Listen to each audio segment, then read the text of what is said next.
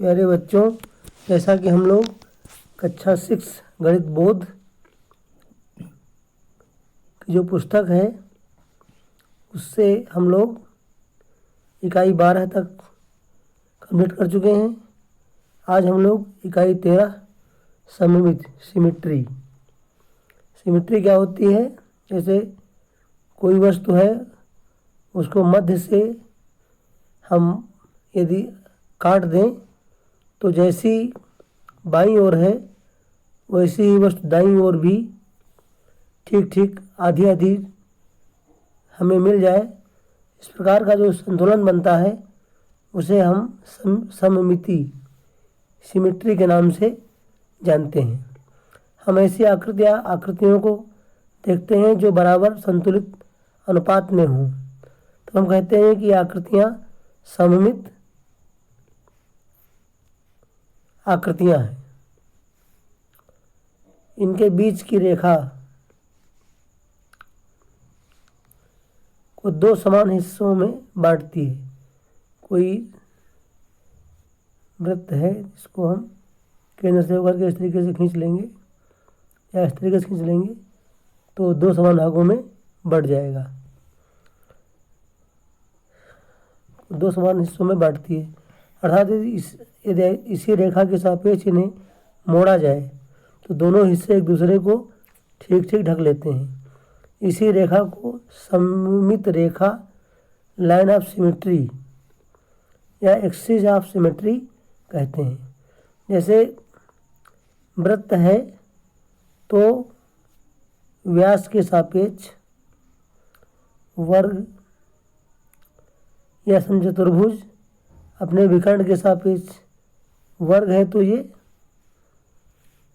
विकर्ण के सापेक्ष दो समान भागों में बढ़ जाएगा। समचतुर्भुज है, ये भी जो है अपने विकर्ण के द्वारा दो सममित भागों में आधा आधा डिवाइड हो जाएगा। जैसा ऊपर की ओर वैसा ही नीचे की ओर, जैसा ऊपर की ओर वैसा ही नीचे की ओर, अर्थात 1:1 के अनुपात में ये विभाजित हो जाएगा।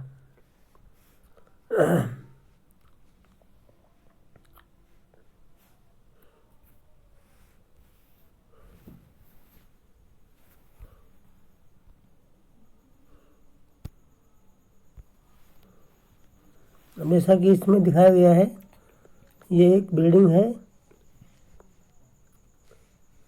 इसको हम अगर मध्य से एक रेखा खींचें तो जैसी आकृति बाईं ओर है वैसी ही आकृति दाईं ओर हमको प्राप्त हो जाती है, तो इसे कहते हैं लाइन ऑफ सिमेट्री। इस प्रकार हमारा चेहरा है तो इधर भौहों की सीध में और नाक की सीध में जब हम ऐसे से शरीर को काट दें तो जैसा हिस्सा बाईं ओर है वैसा ही हिस्सा दाईं ओर भी हमें मिल जाता है। तो ये भी लाइन ऑफ सिमेट्री का एक अच्छा उदाहरण है। मानव शरीर, मानव चेहरा आदि। इस प्रकार ये बिल्ली है, बिल्ली को हम मध्य से इस तरीके से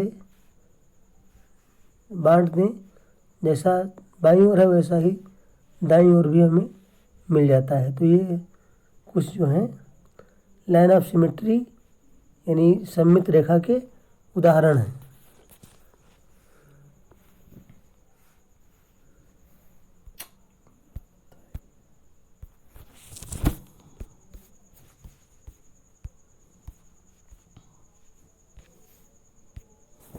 अब हम इसकी एक्सरसाइज 13.1 पर चलते हैं। इसका पहला क्वेश्चन है, अपने घर की ऐसी 4 वस्तुओं की सूची बनाइए जो सममित हों।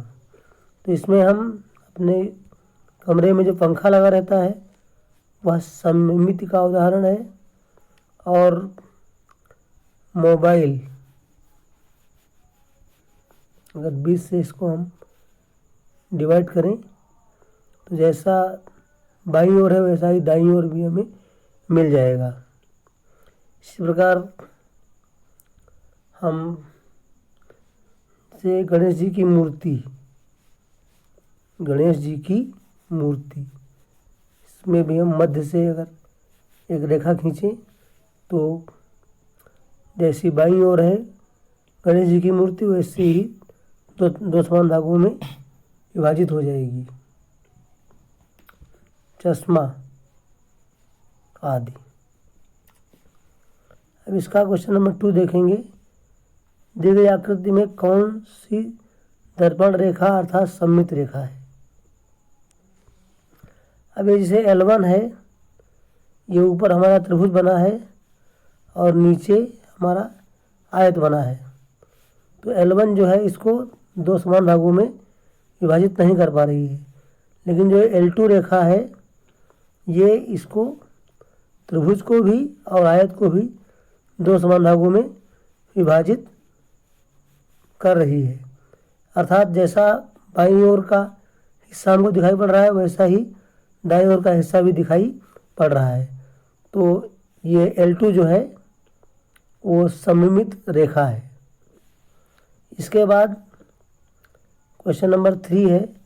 नीचे दी गई आकृतियों की जांच करें और बताएं कि कौन सी आकृति सममित है और कौन सी नहीं, उनकी सममित रेखा भी खींचें।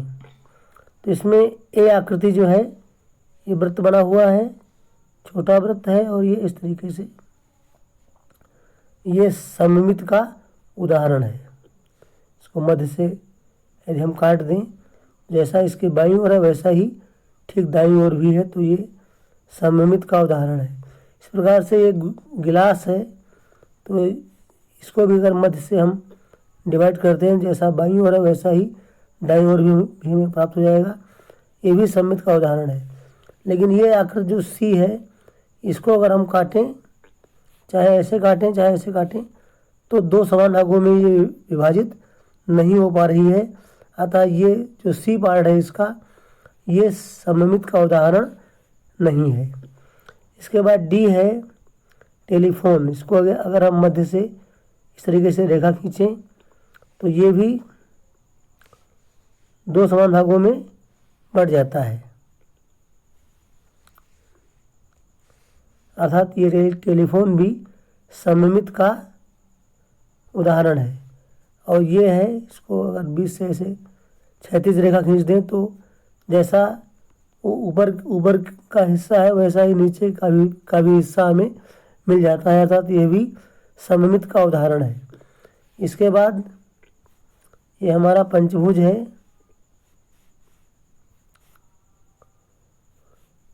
एक दो तीन चार पंचभुज है, तो इसको अगर मध्य से हम ऐसे कर दें, ये भी हमारा सममित का उदाहरण है। अब इसके बाद इस प्रकार हम देखते हैं कि इसका ए बी डी ई व एफ ये सममित, ये आकृतियाँ सममित हैं और सी आकृति ऐसी है जो हमारी सममित नहीं है। अब हम कह रहे हैं नीचे दी गई आकृतियों में एल सममित रेखा है। एल क्या है? एक सममित रेखा है। सभी आकृतियों को पूरा कीजिए जिससे वे सममित हो जाएं। अब ये ऊपर की ओर ये एक रेखा है और एल सममित रेखा है। नीचे की ओर को भी खींच दें इसे, तो ये हमारी इस प्रकार से ये आकृति हमारी पूरी हो जाएगी। रेखा एल सममित रेखा है। इसके ऊपर की ओर जैसा ये एंगल बनना है वैसा ही इसको ऐसे तरीके से मिला देंगे तो हमारा एक त्रिभुज बन जाएगा और एल इसकी एक सममित रेखा हो जाएगी। इसी प्रकार से इसका बी पार्ट है।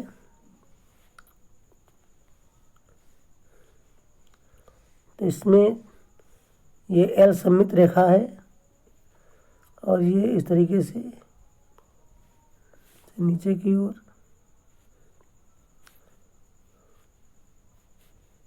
इस तरीके से ये सममित रेखा के ऊपर जैसा फिगर है वैसा ही नीचे भी हमें फिगर इस तरीके से प्राप्त हो जाएगा। अब इसका सी पार्ट देखेंगे। सी पार्ट है एल एक सममित रेखा है और ये त्रिभुज इस तरीके से बन रहा है, तो ये ऐसा, फिर इसको ऐसा त्रिभुज बन जाएगा। ये हमारी एल एक सममित रेखा है, तो सममित रेखा के बाईं ओर भी एक त्रिभुज बन जाएगा और दाईं ओर भी त्रिभुज बन जाएगा। इसके बाद में डी पार्ट इसका है, एल एक सममित रेखा है, ये इस तरीके से, और ये नीचे से नीचे बना लेंगे हम, ऐसे ऐसे ऐसे ऐसे और ऐसे। तो जैसी फिगर इस सममित रेखा के ऊपर की ओर है, वैसे ही फिगर इस सममित रेखा के नीचे भी हमें प्राप्त हो जाएगी। फिर कह रहा है क्या आप ऐसा त्रिभुज खींच सकते हैं जिसमें केवल एक सममित रेखा हो, समद्विबाहु त्रिभुज। जिस त्रिभुज की दो भुजाएं आपस में एक दूसरे के बराबर होती हैं, इसका कहते हैं समद्विबाहु त्रिभुज। एक सममित रेखा हो, ऐसे ये एडी जो है इसकी एक सममित रेखा है।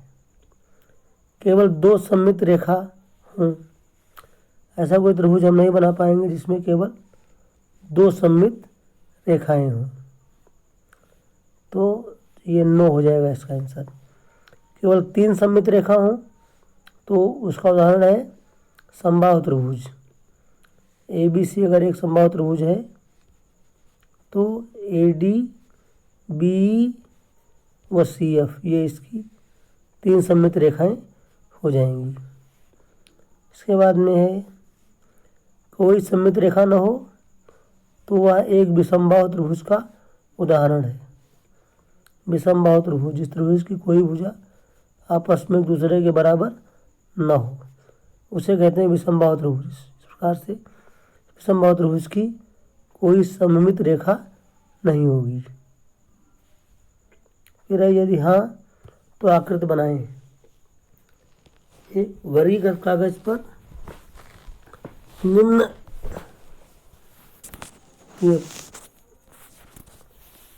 रूप आपके लिए सहायक होगा कि आप पहले सममित रेखा खींचें और इसके बाद आकृति को पूरा करें। पहला है एक त्रिभुज जिसमें क्षैतिज सममित रेखा हो परंतु ऊर्ध्वाधर सममित रेखा न हो। क्षैतिज खींच लें और फिर ऐसे ऐसे और फिर इसको ऐसे, ये त्रिभुज हमारा बन गया और एल इसकी सममित रेखा है। क्षैतिज सममित रेखा हो परंतु इसमें ऊर्ध्वाधर सममित रेखा न हो, तो इसमें ऊर्ध्वाधर सममित रेखा नहीं है, ये सममित रेखा है और इस तरीके से हमने ऐसे ही त्रिभुज पूरा कर लिया। फिर अगला है एक चतुर्भुज जिसमें क्षैतिज और ऊर्ध्वाधर दोनों ही सममित रेखाएं हों। क्षैतिज हम खींच लेंगे और ऊर्ध्वाधर ये खींच लेंगे। क्षैतिज व ऊर्ध्वाधर दोनों सममित रेखाएं हों, ऐसे मिला देंगे, ऐसे ऐसे ऐसे। तो एक हमारा ये चतुर्भुज हो गया जिसमें क्षैतिज और ऊर्ध्वाधर, क्षैतिज भी ये क्षैतिज सममित रेखा है और ये हमारी ऊर्ध्वाधर सममित रेखा है। अब इसके बाद एक चतुर्भुज जिसमें क्षैतिज सममित रेखा हो परंतु ऊर्ध्वाधर सममित रेखा न हो। क्षैतिज तो हो लेकिन ऊर्ध्वाधर न हो, तो इस तरीके से हम बना लेंगे। क्षैतिज तो है लेकिन ऊर्ध्वाधर सममित रेखा नहीं है, तो ये हमारा इस तरीके से हम चतुर्भुज बना लेंगे। एल जो है इसकी क्षैतिज सममित रेखा है लेकिन इसमें कोई ऊर्ध्वाधर सममित रेखा नहीं है। फिर कह रहा है एक खटभुज जिसमें दो ही सममित रेखाएं हों। खटभुज यानी जिसमें 6 भुजाएं हों, दो ही सममित रेखाएं हों, तो 1 2 और ये 3 4 5 6 7, इसमें केवल दो ही सममित रेखाएं हों। एक सममित रेखा हो गई और एक ये सममित रेखा हो गई, तो ये सममित रेखाएं जो हैं इस खटभुज को दो समान भागों में विभाजित कर रही हैं। ऐसा ऐसा है, इधर इधर, ऐसी ये वाली इसको इधर इसको इधर। इसके बाद में एक खटभुज जिसमें 6 सममित रेखाएं हों। एक खटभुज जिसमें 6 सममित रेखाएं। इस तरीके से हम बनाएं खडभुज। 1 2 3 4 5 6। अब एक सममित रेखा हम ये खींच दें, इसे एक सममित रेखा हम ये खींच दें, एक सममित रेखा हम ये खींच दें, 3 हो गई। फिर एक ऐसे खींच दें, ये 4 हो गई। फिर एक ऐसे खींच दें, ये 5 हो गई, और एक ऐसे खींच दें। इस प्रकार से इसमें 6 सममित रेखाएं हो जाएंगी। इसके बाद में है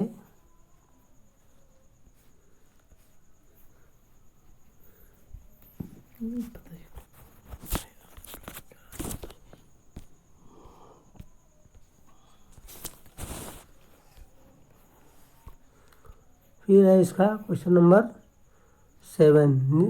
निम्न दिए गए चित्रों में क्या जोड़ें कि पूरा चित्र सम्मिलित हो जाए, उस हिस्से का चित्र बनाएं। अब जैसे ये है आपका इस तरीके से, तो हम इसमें इस तरीके और इस तरीके से, जैसी आकृति बाईं ओर है वैसी आकृति हमारी दाहिनी ओर भी मिल जाएगी। इसमें हमको ऐसे इसको ऐसे जोड़ देना पड़ेगा। फिर इसमें ये सममित रेखा है, इसमें ऐसे ऐसे बनाया है, इसमें हमको इसमें ऐसे ऐसे ऐसे ऐसे बना देंगे। जैसे आकृति इस सममित रेखा के बाईं ओर है वैसी ही आकृति सममित रेखा के दाईं ओर भी बन जाएगी। अब ये हमारा वृत्त है, तो इसको हम ऐसे जोड़ दें और इसको हटा दें, तो ये जो सममित रेखा है इसके बाईं ओर जैसी फिगर है वैसी दाईं ओर भी फिगर बन जाएगी। अब ये हमारा आयत है, इसको हम अगर मिला दें इसे, तो ये हमारी सममित रेखा इस तरीके से बन जाएगी। इस प्रकार से ये हमारा आयत है 2 समान भागों में विभाजित हो जाएगा। अब इसके बाद में नीचे दिए गए चित्रों से क्या घटा दें, क्या काट दें, चित्र सम्मिलित हो जाए, उस हिस्से का चित्र बनाएं। जैसे ये है, तो इसमें अगर हम क्या काट दें, इस हिस्से को काट दें, तो हमारा ये त्रिभुज बन जाएगा। और ये इसकी सममित रेखा है, ये सममित रेखा इसको 2 समान भागों में विभाजित कर देगी। अब जैसे ये है, ये हमारा आयत है, ये सममित रेखा इसको 2 समान भागों में विभाजित कर देगी। अब इसको हम जो है इसको हटा देंगे। अब इसमें ये सममित रेखा है, आधा भाग इधर है और इसमें हम ऐसे कर देंगे। अर्धचंद्राकार जो भाग है इसको हम हटा देंगे, तो ये हमारी हो जाएगी सममित रेखा। और इस सममित रेखा के जैसा बाईं ओर है वैसा दाईं ओर भी हमको मिल जाएगा। इसके बाद में ये है, और यहाँ भी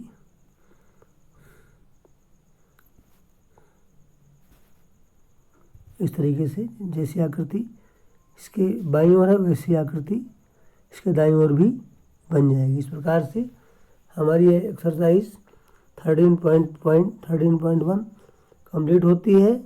थैंक यू बच्चों।